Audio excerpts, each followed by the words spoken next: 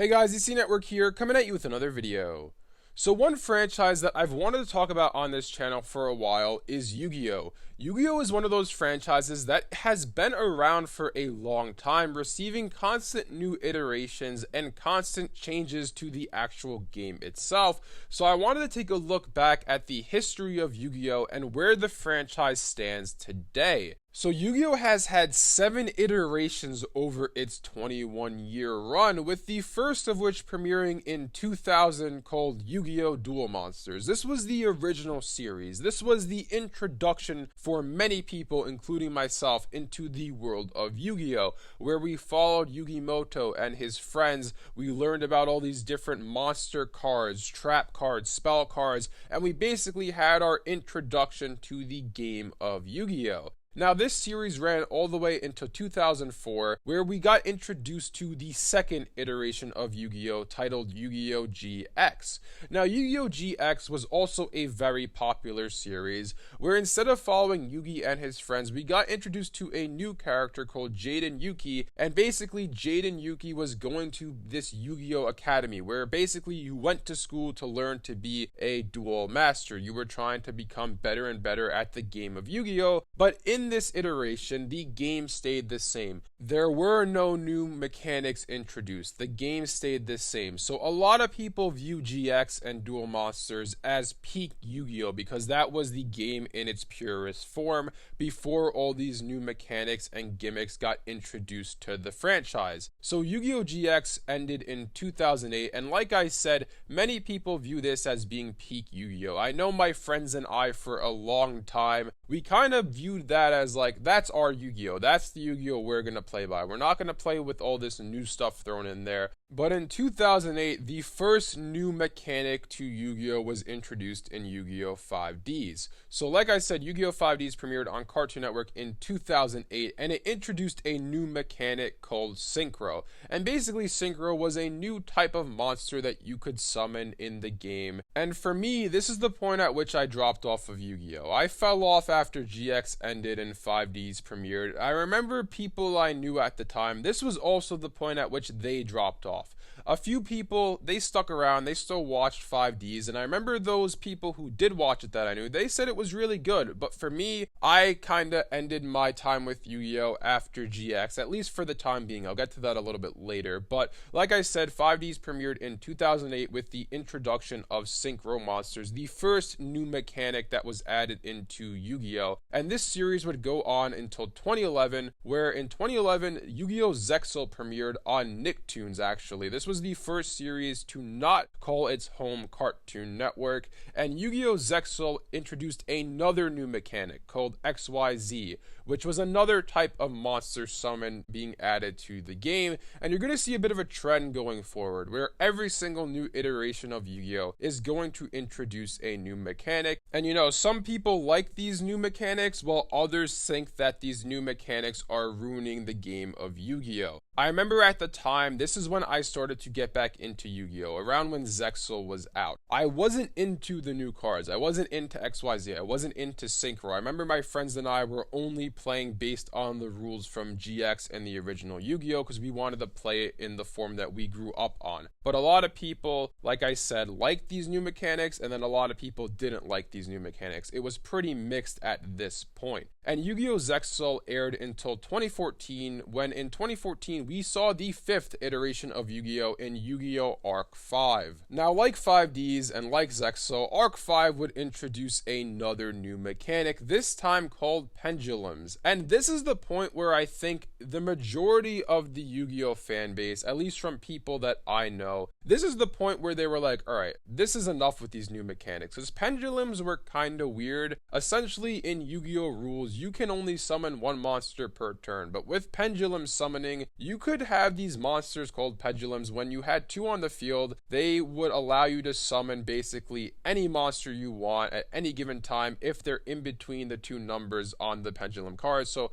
I know it might sound a little confusing, but for example, let's say your left Pendulum card has the number 3 on it and your right card has the number 8 on it. That means you can summon any monster at any given point from level 3 to 8. You can do 2, 3, 4, however many you want. So this is the point where a lot of people started to feel that Yu-Gi-Oh! Was becoming come in broken with these new mechanics. And Arc 5, like I said, premiered in 2014 and went on until 2017, when in 2017 we saw the 6th iteration of Yu-Gi-Oh! Called Yu-Gi-Oh! VRAINS. Like the other shows that came before it, this one introduced another new mechanic to Yu-Gi-Oh! Called Link Monsters. And from what I understand, I don't know a ton about Link Monsters, but from what I understand, basically you need these Link Monsters to special summon monsters, I believe. You guys can let me know if I'm wrong in the comment section below, but I remember at this point, pretty much everybody I know just completely started to ignore these new rules. People were just like, yeah, I don't want to play like this. I'm just going to play up until Zexal rules, where you had XYZs, Synchros, and then the stuff that came in the original Yu-Gi-Oh! At this point, people were starting to see that Yu-Gi-Oh! Was being watered down by all of these new mechanics. Essentially, the game started to become really quick. The game was becoming too quick that basically they were introducing these new mechanics to try to slow down the pace of play. And essentially, VRAINS ended in 2019, and Yu-Gi-Oh's kind of been up in the air in the US. They are still selling cards, they are still selling merchandise, but that was the end of the Yu-Gi-Oh anime in the US. In 2019, that was the last time we saw a Yu-Gi-Oh show here stateside in the West. In Japan, though, Yu-Gi-Oh! Is continuing with Yu-Gi-Oh! 7s, the 7th iteration of Yu-Gi-Oh! And I made a video, I believe, talking about this before in one of my reboot videos, but essentially what Yu-Gi-Oh! 7s is, at least from my knowledge, is it's a watered down version of the original game. They basically made this new type of dueling called Rush Dueling, where the game is quicker. You have 3 monster slots instead of 5. You have 3 spell and trap spots instead of 5.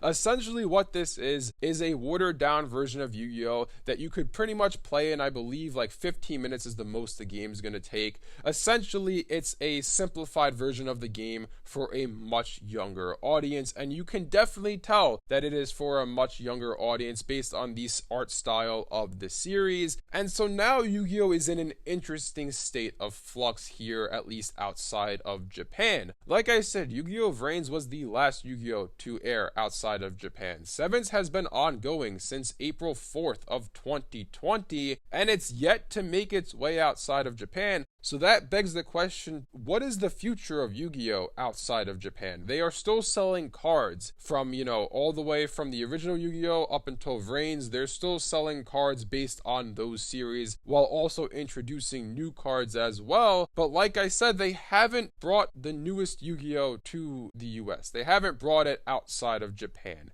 So there's a couple of things here. Number one, obviously in 2020, COVID happened. So COVID could have delayed this series. Maybe it was supposed to come in the US by now. It was supposed to come outside of Japan, but it hasn't just because of COVID. But at the same time, we're going to be in 2022 in a few weeks. That's a long time for this series not to have aired outside of Japan. So is this series just not doing well in Japan, that they're saying, you know what, let's not bring it outside of Japan. Let's leave it in Japan because it is not doing well. Or is it just the case that Yu-Gi-Oh! Isn't doing as well in the US anymore in territories outside of Japan? The franchise is really in a weird place right now because no one knows what the future of Yu-Gi-Oh! Is outside of Japan. Are they going to continue just making new cards and selling them without being attached to any TV series? They might, but that's kind of weird because Yu-Gi-Oh! Has always been attached to a TV show. And honestly, most of these shows,